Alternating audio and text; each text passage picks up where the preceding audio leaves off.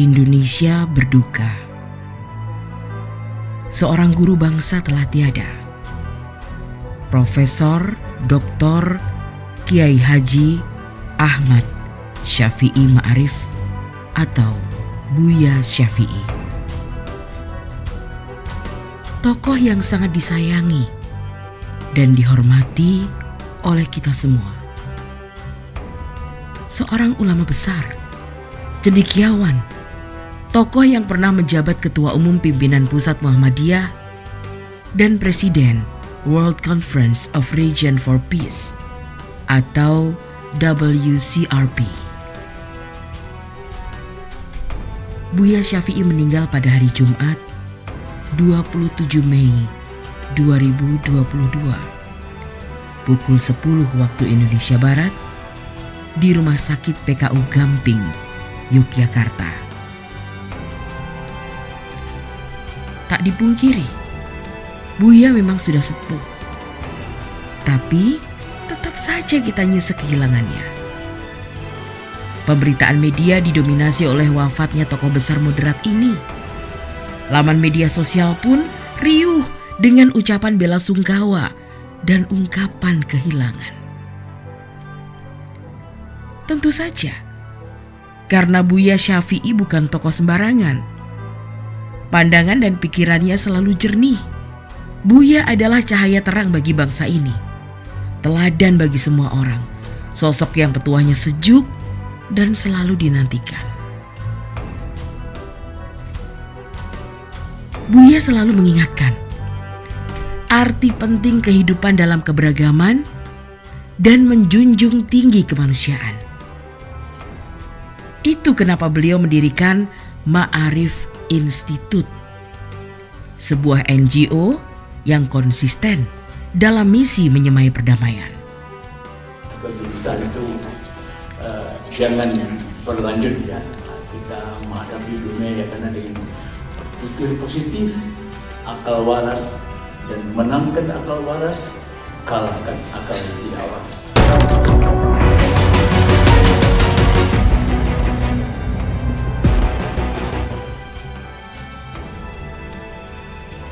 Buya Syafi'i yang lahir di Nagari Calau, Sampur Kudus, Minangkabau, 31 Mei 1935, adalah tokoh besar yang sangat bersahaja.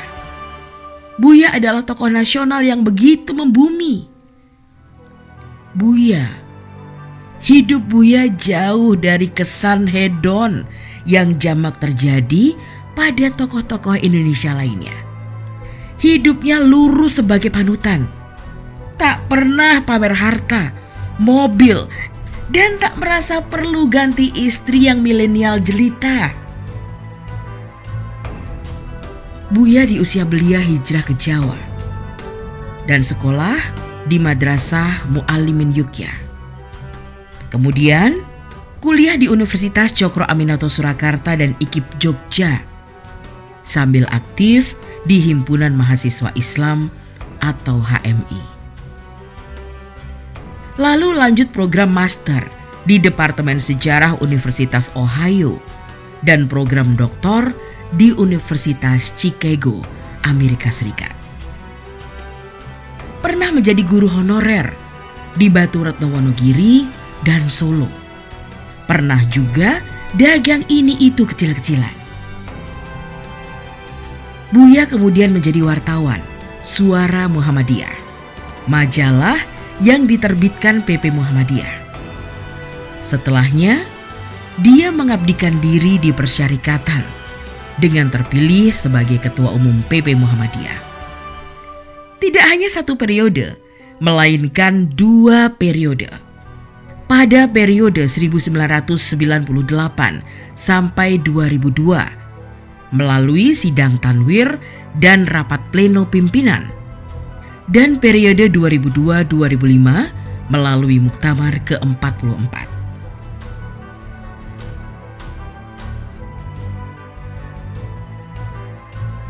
Tempat tinggal Buya di perkampungan biasa, termasuk sederhana.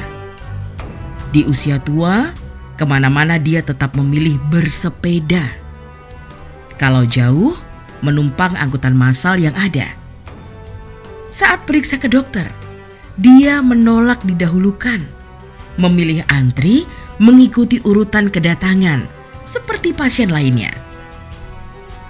Suatu ketika Buya Syafi'i diundang untuk mengikuti acara peluncuran program penguatan pendidikan Pancasila di ibu kota.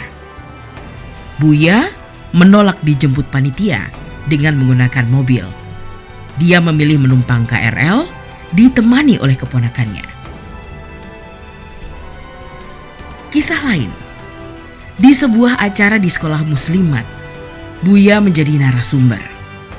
Saat datang dan sehabis acara, Buya menolak diantar mobil, malah menumpang angkutan umum. Buya cukup diantar ke jalan raya, mencegat angkutan itu oleh panitia.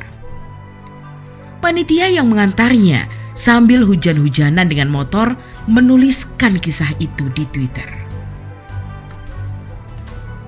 Dalam sebuah perjamuan yang diikuti tokoh-tokoh besar, semua menumpang atau mengendarai mobil pribadi yang bagus dan mewah. Buya Syafi'i menolak ketika ditawari menumpang salah satunya, memilih naik Avanza yang dikendarai kerabatnya. Masih banyak kisah tentang kesahajaan Buya yang akan membuat hati siapapun hangat. Buya Syafi'i kalau bicara pelan namun runtut. Hingga di usianya yang lanjut, pernyataan-pernyataannya mengikuti nalar yang sehat. Buya tak pernah menghina, merendahkan, menuding yang lain begini atau begitu. Tak pernah tendensius, apalagi body shaming pada sosok dari sebuah kelompok demi untuk menyenangkan kelompok lainnya. Sama sekali tidak. Ketika agama menjadi senjata politik, ketika MUI menjadi wahana menjatuhkan salah satu calon kepala daerah, ketika Indonesia mengalami karut-marut dan pikiran masyarakat menjadi bingung karena banyaknya hasutan politik mengatasnamakan agama, ketika semua terprovokasi, tidak demikian dengan Buya. Pikiran dan pandangan Buya tetap jernih.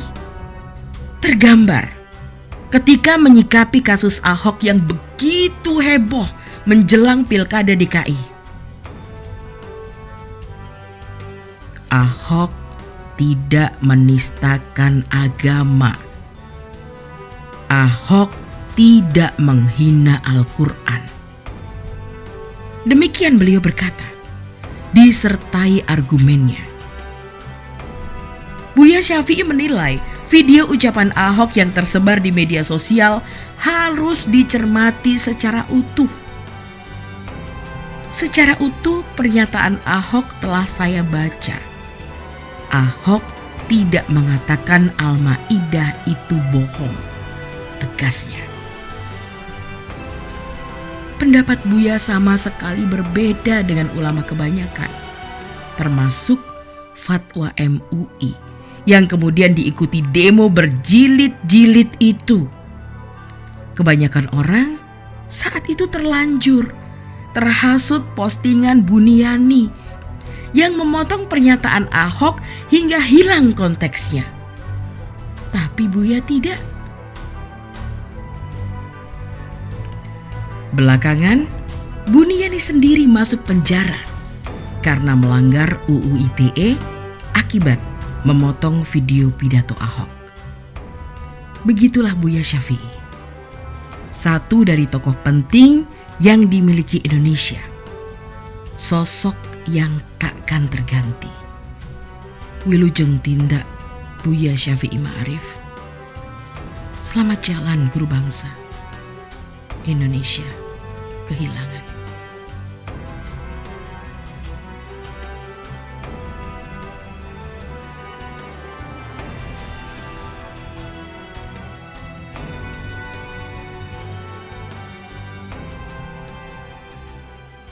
Tadi ditanya juga kepada saya, bagaimana itu Wahabi? Saya katakan, Wahabi itu Godfather itu Amerika, saya katakan. Agak apa